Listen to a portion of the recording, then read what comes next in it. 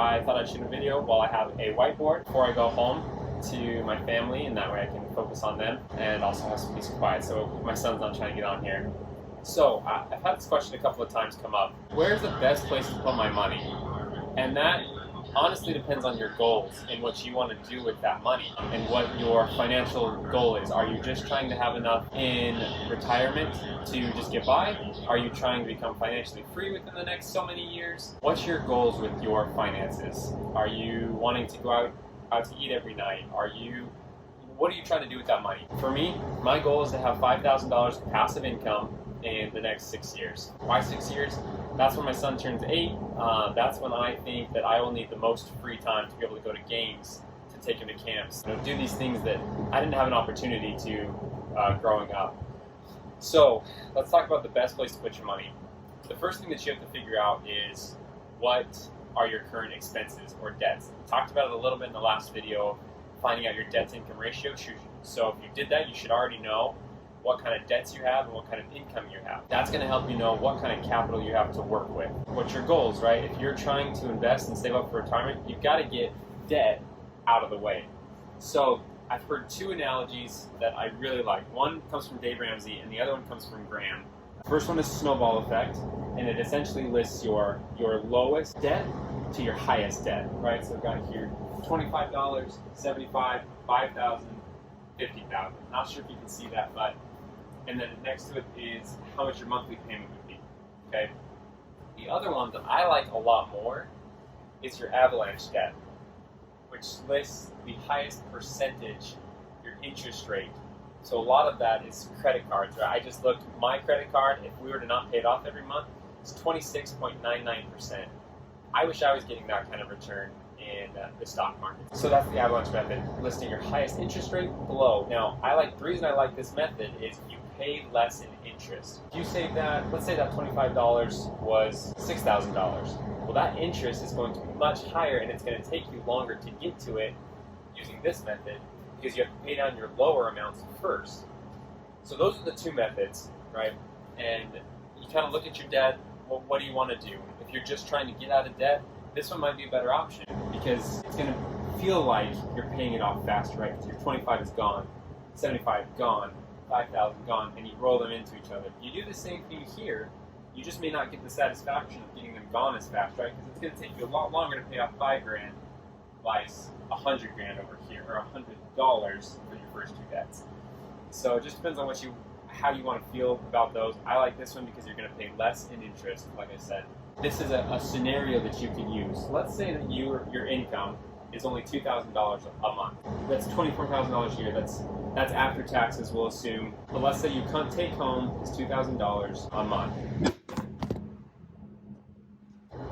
Sorry about that. My phone fell.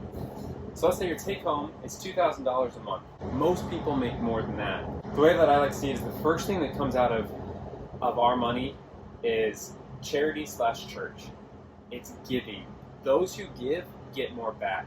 Those who just try and take and take and take and don't give anything, they struggle later on. They may get more right now, but in the long run, they're going to get much less, right? Those who have a giving attitude and gratitude for what they have, this shows gratitude. When you give, you're showing gratitude for what you have. If you don't show that gratitude, you now just want more and more and more. And my wife and I have been talking about this lately. Be grateful in any circumstance. That helps you know that where you're at is okay, and you've got these goals and dreams that you're shooting for, but be grateful for where you're at and where you've come. Don't just constantly be looking to the next level, right? Be grateful for where you're at. That's why I love 10% towards any charity or church, right? If you want to donate more than that, great. If you can do that, do it. But minimum, I would suggest is 10%. The next, you need to take out 25% to save, and that goes back to the the second video of you need a $1,000 emergency fund, and you need to have 3 to 6 months of expenses. That's just, you need that before you start paying off debt. Being serious about putting more money towards paying off debt. The reason is because, like we talked about in the last video, if you lose your job or something like that, you need income or a place to look to pay off your bills, or else you're going to go farther into debt. There's going to be no hope. You're going to say there's no light at the end of your tunnel. because you don't have a $1,000 emergency fund and enough money to save for the next 3 to 6 months. 10% to charity or church, 25% to save or invest, depending on where you're at in the wealth chain, and then 33%, a third of your income, goes towards dailies, gas, groceries, utilities. 33%, a third of your income should be good enough. Going back to what Graham said, he said that money is just a tool. There's ineffective ways of using it and there's effective ways of using it. So during paying off debt, you need to pay attention to what you need versus what you want. A lot of people mix those two up and say, hey, I want this. You don't need a new pair of shoes, right? You don't, these new things, unless your shoes are falling apart and you can see your big toe, then you need new shoes. Right, so 33% for your dailies. Essentials that you need to live, I'll guess is what I'm saying with dailies, while you're in this debt funnel. Everything extra needs to be going towards debt. In this example, $2,000 a month, you give $200 to charity, so you have $1,800 left. You now save $500 of that, you have $1,300 left. Now you have your dailies. It's a lot harder math for me to do. So after you give up your stuff to charity, you give it to saving and investing, and then your dailies, you have $640 left to pay towards your debt. Okay? Well, your minimum payments are $10, $20, $100, $500. So that's $630, right? So you're barely covering it with this. You're paying an extra $10 towards the top one. Once you get that paid off, you take your extra $10 and your $10 a month payment, which is $20, you put that now into your next debt. So now you're paying $40 times 20. Right? Once you get that debt paid off, you now take that $40, add it to your $100. $100 is being split between interest and principal. That extra 20 here, 10 here, and the extra 10 here, that extra $40 is all being applied towards principal. You're basically lowering your principal much faster than by paying the minimum payment, right? Because the minimum payment's going to be split between principal and interest. So if it's a $100 payment and you have so much in interest, you're paying, let's say for the first few years, like $5, $10 toward the principal, and your interest is just racking up. Then, about halfway down, they switch. For now, you're paying more towards principal and less towards interest, but because the bank wants paid first. So then you just roll them into each other, and it's the same principle over here. You just, whatever it is that you're paying up there, roll it into the next. Here is a screenshot of the Excel sheet that I created. We can add more debts to it, just take a little bit of work. So we have our student debt, medical debt, credit card debt, car loans, mortgage, and a personal loan, right? So I'll put the typical interest rate here. Credit cards, 12 to 25%, right? I've seen, like I said, mine's 26.99%. That seems like really on the high end. It's a Discover card. And then a mortgage, right now, it really depends on the market, right? There's as high as 7% that I've seen over the past few years, and right now I've heard of some people getting lower than 1 or 2%. Ours is 3.25%, and then a personal loan just from the bank, right? Anywhere from 6 to 10%. So loans are 12 months, compounded every 12 months. So let's just say that somebody has $25,000 in student debt. Their interest rate, we'll just say, is 5%, and years is how many years that they've given them to pay off that loan. So let's say over the next 5 years. All right, so now this is hidden. So we'll unhide this.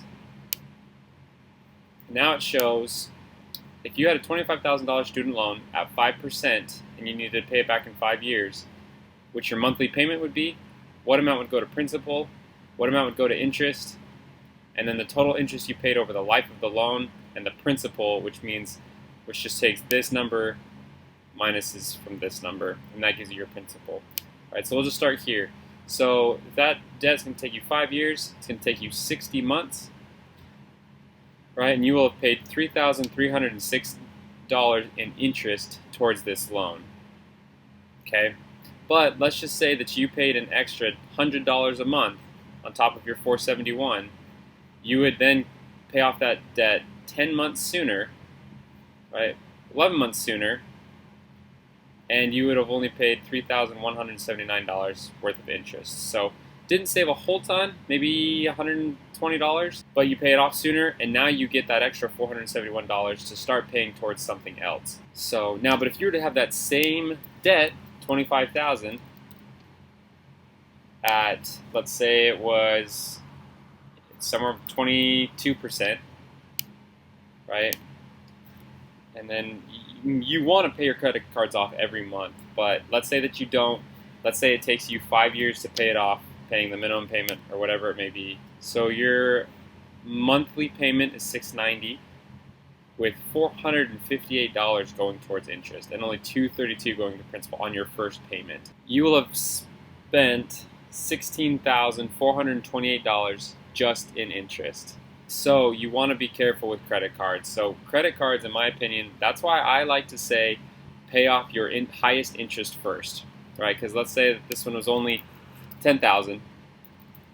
I know it's a lot of debt, right? You're only paying $2,722 in this, but it's going to take you, say, 60 months to pay that off, which you're paying the minimum over here, so it's slowly going down. But if you could take, let's say you pay this off in 1 year, okay?